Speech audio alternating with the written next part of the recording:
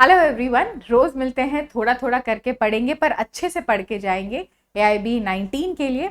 मैं डिस्कस कर रही हूँ हिंदू लॉ के कुछ इंपॉर्टेंट क्वेश्चंस एंड आज हम डिस्कस करेंगे Hindu adoption and maintenance act and Hindu succession act से कौन से क्वेश्चंस इस बार रिपीट होने के चांसेस हैं। फर्स्ट क्वेश्चन में पूछ रहे Hindu adoption and maintenance act के अंदर फीमेल हिंदू कब अडॉप्शन में ले सकती है कोई भी सन या डॉटर को, ये पूछ रहे हैं।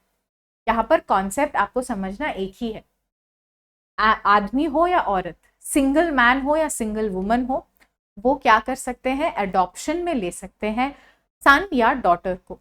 जरूरी नहीं है कि उनकी ऑलरेडी शादी हुई हो, जरूरी नहीं है कि उनका डिवोर्स हुआ हो, जरूरी नहीं है कि वो विडो या विडोवर हो। तो अगर उसकी शादी नहीं हुई है, शी इज नॉट मैरिड, फिर भी वो वैलिड अडॉप्शन में बच्चों को गोद ले सकती है। तो जरूरी नहीं है कि वो मैरिड हो, जरूरी नहीं है कि वो विडो हो एंड हैज नो सन और डॉटर, ये सब होने की कोई जरूरत नहीं है। अब ये जो लास्ट ऑप्शन है, she can not adopt at all, ये एकदम ही गलत है। तो आज अभी जैसे हम बात कर रहे हैं, अभी के लेटेस्ट अमेंडमेंट्स के बाद हिंदू अडॉप्शन एक्ट के अंदर फीमेल हिंदू या मेल हिंदू जो भी हो, वो उनकी शादी हुई हो या नहीं हुई हो, वो सिंगल है, डिवोर्स्ड है या विडो या विडोवर है, किसी भी केसेस में वो अडॉप्शन में ले सकते हैं बच्चों को। Okay, next, what should be the age difference between the adaptive father and the adopted daughter. अगर कोई बंदा, मेल बंदा, अब ये चाहते हैं, ये मेल बंदा चाहते हैं, क्या चाहते हैं कि वो किसी बच्चे को गोद ले ले, ठीक है। अब ये जो बच्ची है ये फीमेल चाइल्ड है, यानी गर्ल चाइल्ड है, फीमेल चाइल्ड। तो लॉ कहता है ये जो मेल जो फादर बनना चाहते हैं, पापा बनना चाहते हैं, इनके एंड फीमेल चाइल्ड के बीच में हमेशा 21 ईयर्स का गैप होना जरूरी है, ये लॉ के अंदर।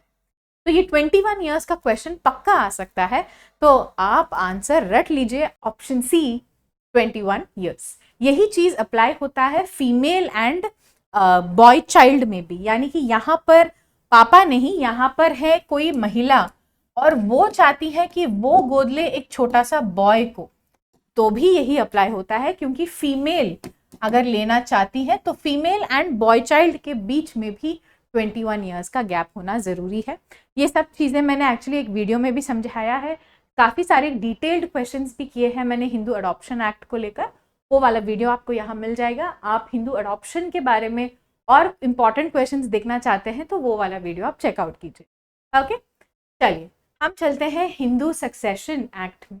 हिंदू सक्सेशन एक्ट में जो मोस्ट इंपॉर्टेंट क्वेश्चन है वो इसी के रिलेटेड है कि 2005 में एक अमेंडमेंट आया है जिसने बताया है कि common ancestral property, Hindu undivided family property बोलते हैं, HUF शब्द आपने सुना होगा, हिंदू अनडिवाइडेड फैमिली प्रॉपर्टी या जॉइंट फैमिली प्रॉपर्टी बोलते हैं।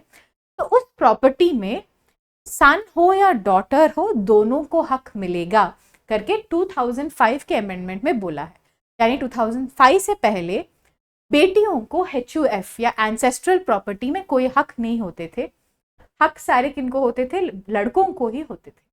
2005 के बाद क्या किया है, डॉटर्स एंड सन्स को अब इक्वल राइट्स दे दिया है। तो 2005 अमेंडमेंट में क्या हुआ, allows daughters of the deceased equal rights with son. अब सन हो या डॉटर हो, दोनों को इक्वल राइट्स मिलते हैं। ऑप्शन डी आपका सही आंसर। तो चलिए लास्ट क्वेश्चन देख लेते हैं आज के लिए।